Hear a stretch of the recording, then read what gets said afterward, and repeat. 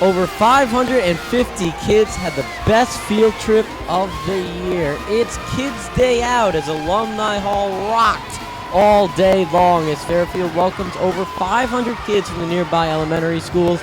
The players say that the excitement and energy of the kids, just look how much fun they're having, and that energy propels them throughout the game, and it sure looked that way early on.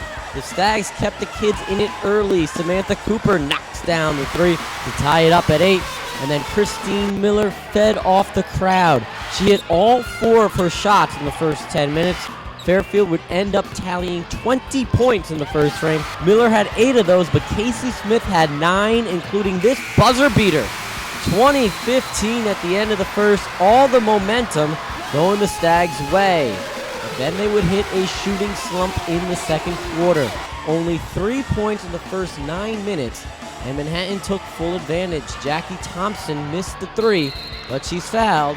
She would end up hitting all 3 of her free throws.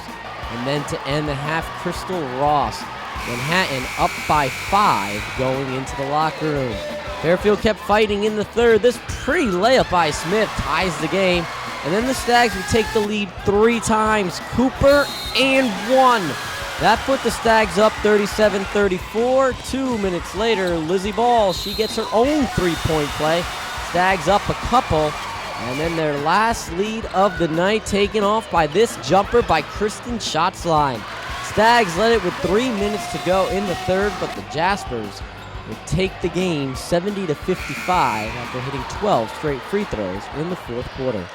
Disappointing. I thought we played extremely well in the first quarter, both offensively and defensively. We were doing a really nice job sticking to our defensive game plan.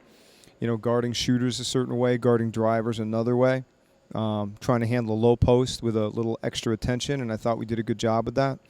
Second quarter starts, and, we got a lot of good looks, just like we did in the first quarter, and I think we went 1 for 12 in a stretch shooting the ball. And I think the biggest thing about this team right now is they really want to do well, and when we struggle to knock shots down, I think our decision-making starts to go a little. And I think that you saw that throughout the course of this game, making some really uncharacteristic mistakes with the basketball and turning the ball over 18, 19 times. That's not Fairfield women's basketball. It hasn't been. And in order for us to be successful, we need to do a better job taking care of the ball. Well, I definitely think there's some credence in that, the idea of a snowball effect that after, 2, 3, 4 shots don't go down, I think the mindset is, wow, I got to knock something down. We got to stop this run.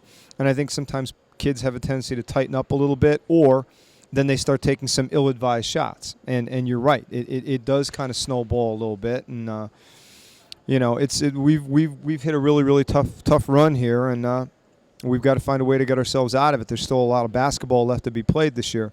It's certainly not where we wanted to be at this point. But I'll tell you what, I believe that we've lost to some good teams, some quality teams. Manhattan is vastly improved. We knew that. We knew that Tatum was a difference maker. We knew that number 32, Irizarry, was a great three-point shooter. For the most part, we got up on her, but we lost her 4 or 5 times. And, again, it comes down to details, and you need to take away airspace from a three-point shooter like that, and we let her get open.